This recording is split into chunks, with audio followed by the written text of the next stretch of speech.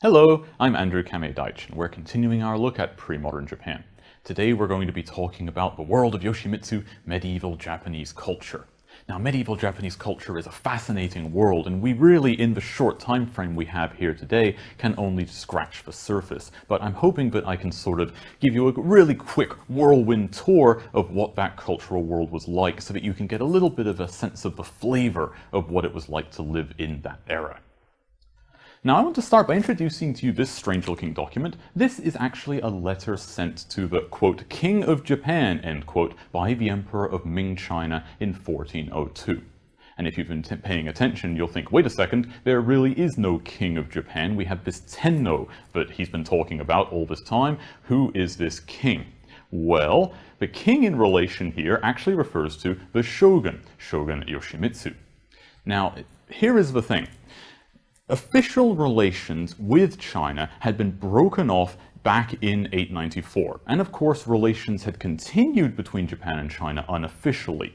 So powerful courtiers like Taira no Kiyomori, for example, Saionji Kitsune, other figures had been engaged in trade with China, and there were of course people who acted as middlemen, merchants who ferried things back and forth between the countries. But officially, the countries weren't really talking to each other.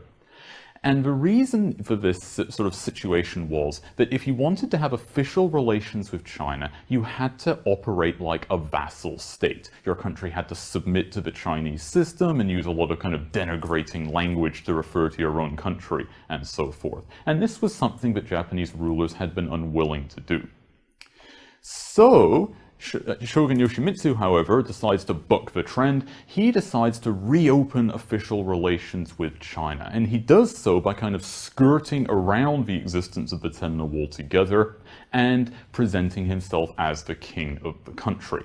So he sort of situates Japan back within that system. And this had a pretty significant effect on the Japanese economy at the time. If we think about the kind of the trade in items that was moving back and forth, what kind of commodities do we find here?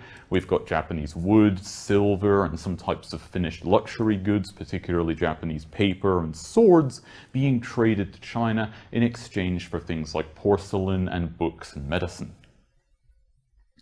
The most significant thing from a point of view of the medieval cultural world is the cultural imports that came from medieval China. Things like pottery, painting, calligraphy, poetry, and then a wide variety of books on philosophy and Buddhism. Now, there were a lot of imported goods from China that were generally put together into one big category, this term karamono, which just meant things that came from China. So today we tend to use this word to mean things like pottery and beautiful artwork that came from China at the time, but it was a very inclusive term. This is an example of what are called in Japanese suibokuga, or ink wash paintings, a style of artwork that came from China and was quite popular in Japan, so much so that people began to make their own type of painting in imitation of the Chinese ones, and they were also referred to by the same term in Japan. So we have many surviving examples of these today. Now, a key element of this cultural world was patronage. So there would be a patron relationship set up where a powerful person that could command wealth and influence would support artistic endeavors. And of course, by doing so, they would build up their own cultural reputation as well. And this is something I talked about a little bit back when I discussed Heian culture. Well, in the medieval era, the court, bakufu, the major temples, and individuals were all engaged in patronizing art and literature, gaining thereby status and influence. Now, Yoshimitsu in particular was a major patron of the arts. He presided over what we might even call a cultural renaissance. And the classic symbol of this renaissance, and indeed of the culture of the era, is the Kinkakuji, the golden pavilion. And of course, you can see I wrote here, but officially it is named the Rokuonji, although its nickname, the Kinkakuji, is far more well known both in Japan and around the world. So, just some sense of what the present day Kinkakuji looks like if you were to go to Kyoto and have a look-see. Now, interestingly, of course, this was designed originally as an artistic pavilion for Yoshimitsu, and it actually incorporated a combination of Chinese and Japanese influences in 3 distinct styles. And each floor of the pavilion reflected a different style. So the first floor was the Shinden style. This is the traditional aristocratic style that had been used in Heian courtier residences. The second floor is the Shoin style, which is more like what was favored by the warrior residences. And then the third floor was done in a Zen Buddhist style. And so all of these were kind of seamlessly incorporated into one building that was supposed to serve as a kind of reflection of Yoshimitsu's cultural sophistication. And of course, the Kinkakuji today is just is a reconstruction. There has been some debate over the extent to which the original was really all covered in gold and so shiny, but certainly the version we have now is rebuilt after it was burned down in the early post-war period.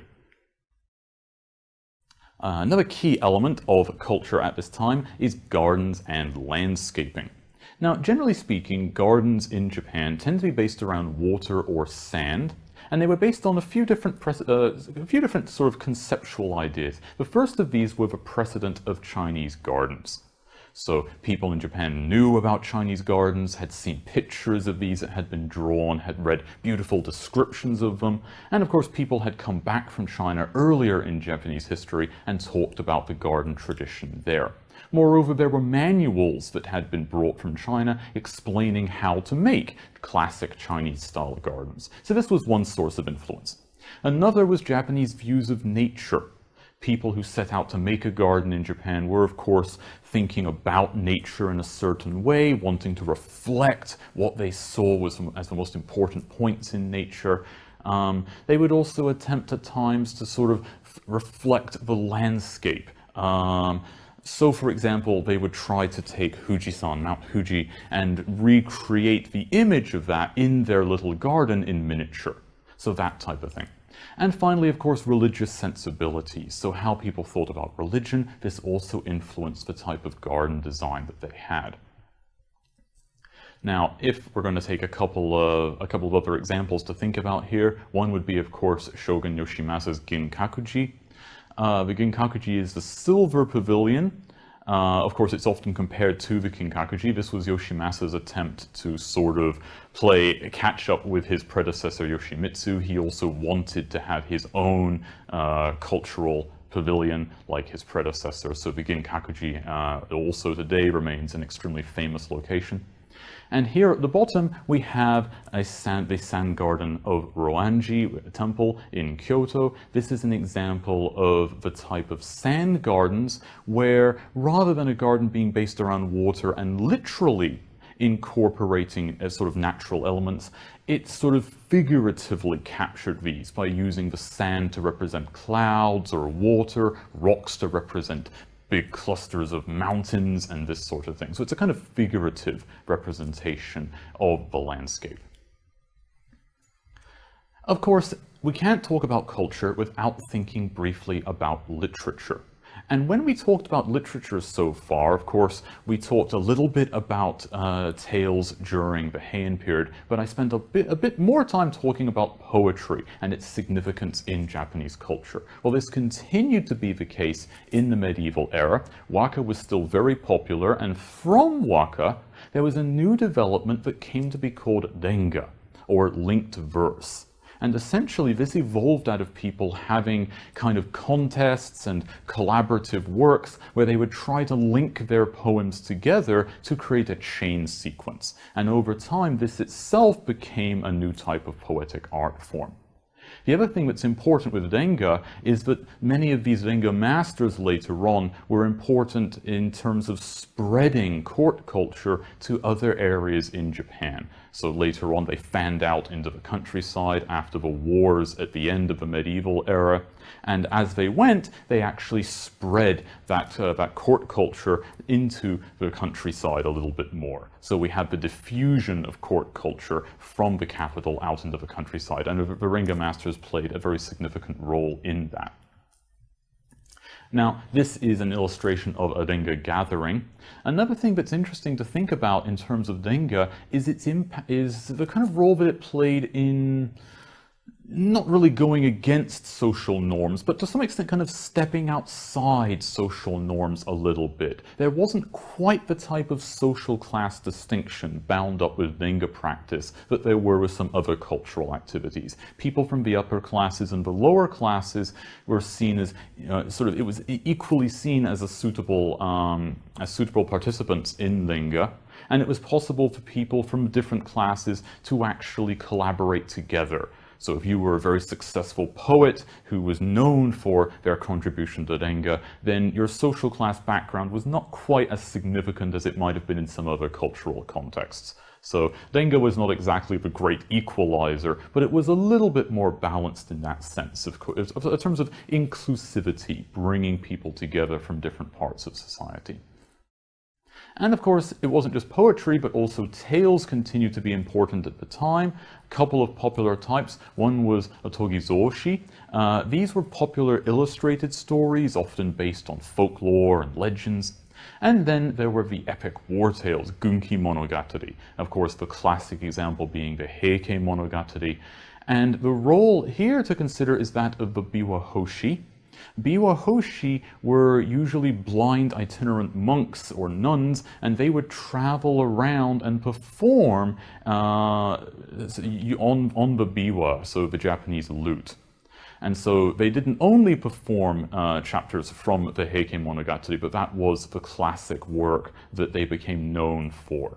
And so today there is still a very strong biwa tradition in the classic Japanese arts, and of course the sort of number one most expected text for a biwa performer to know is chapters from the Heike Monogatari. This is also something that's important to think of in a little bit more of a means of the spreading of popular culture, since Biwa Hoshi were kind of akin to bards in a way. I mean, they're traveling around and they're performing musical renditions of these great legends or great stories of historical actors and warriors and so forth. All of this type of thing is something that people were able to participate in even if they couldn't read. And of course we have to remember that the further we get away from the capital, then the less we're talking about a literate society and the more we're talking about a performance-based society with oral tradition. And the Biwa Hoshi were able to make that transition. Now, if we think about aesthetics in general during the medieval era, one of the concepts that most frequently occurs to us is the concept of wabi-sabi.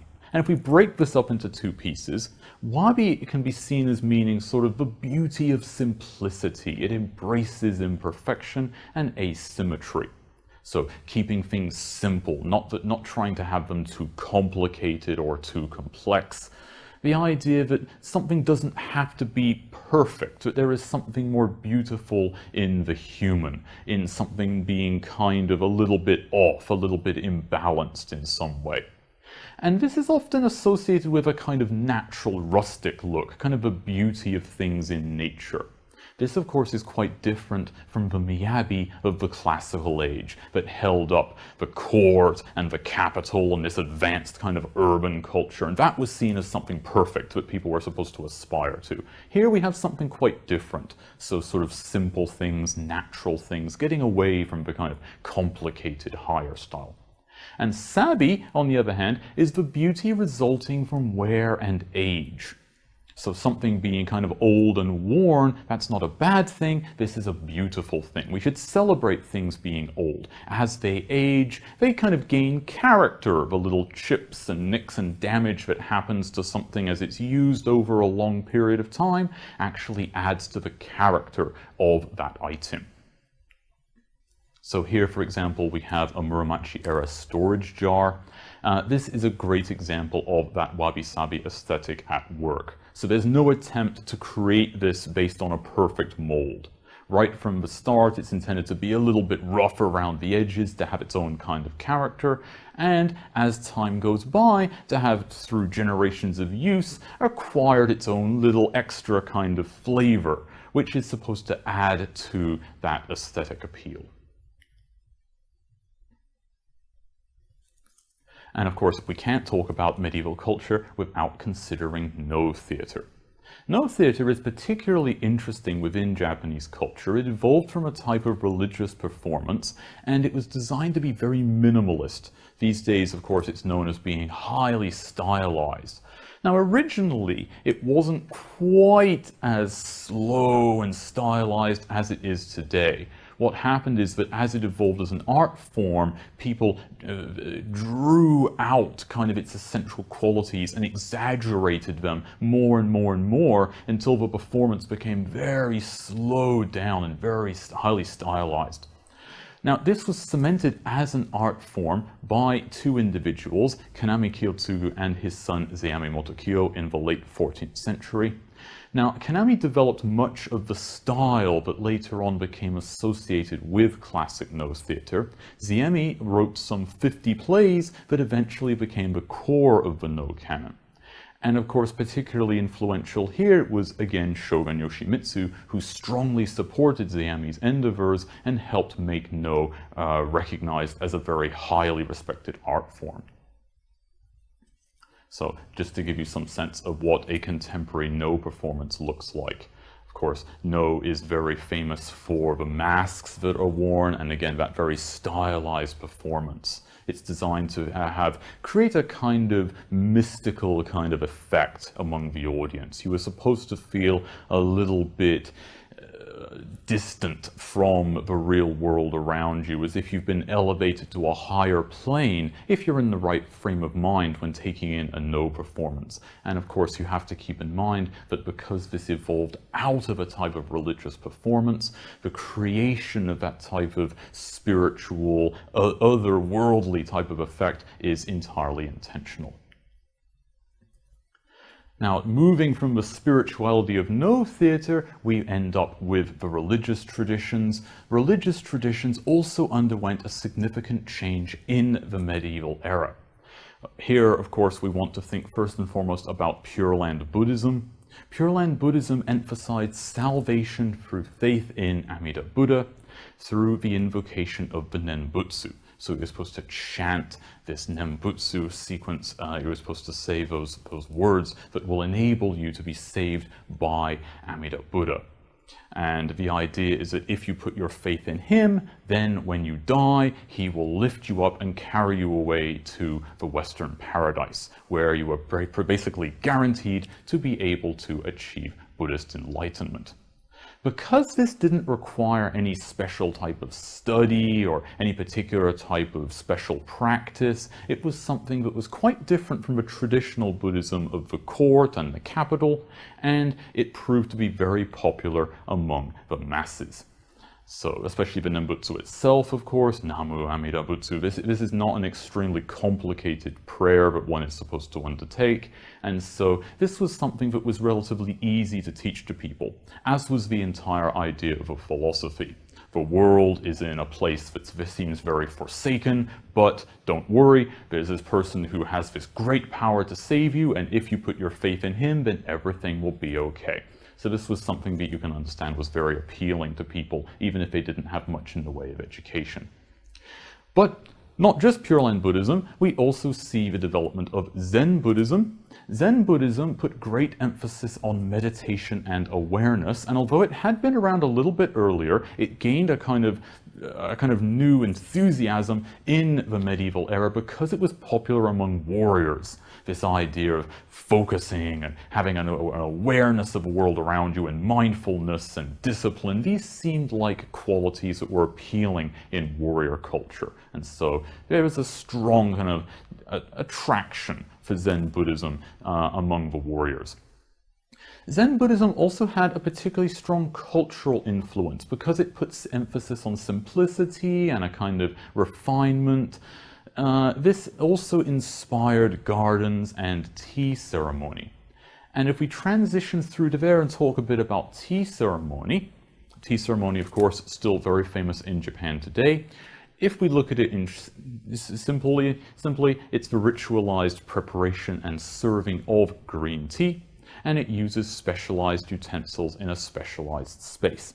Now this evolved into an art form under the support of Yoshimasa, and it became a very celebrated type of aesthetic experience, where eventually it wasn't really the tea that mattered anymore, it was the whole experience of serving and then partaking the tea that mattered. That experience was more important than the quality of the tea or the tea taste or anything like that itself. So this experience was something that was so important. And there you can see the connection to Zen Buddhism, with this emphasis on awareness, being in the moment, this sense of things. Experience, of course, was a concept that was strongly bound up with that.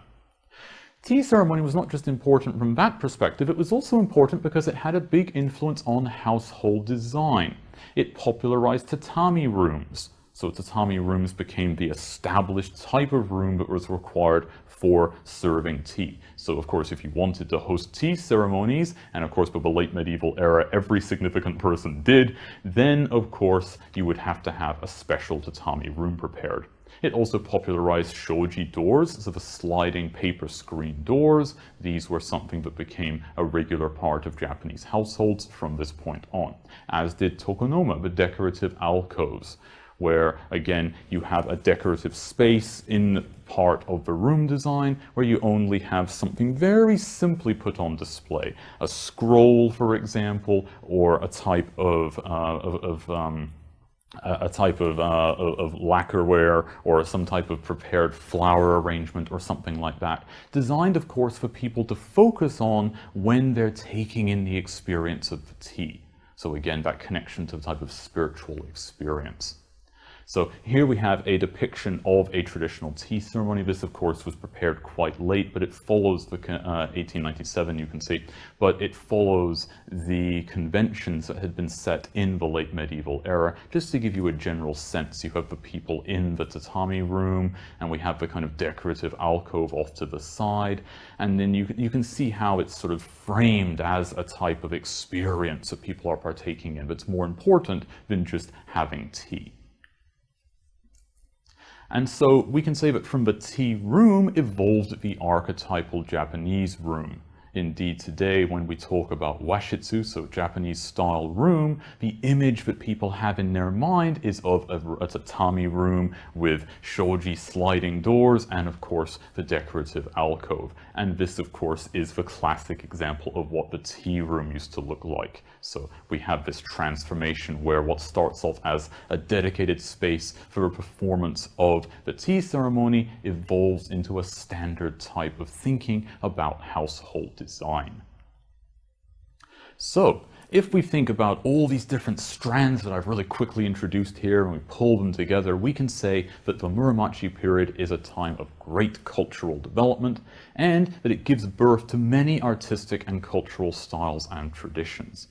Significantly, many of the styles and practices that we now consider traditional in Japan were those that developed during this era. Thank you very much.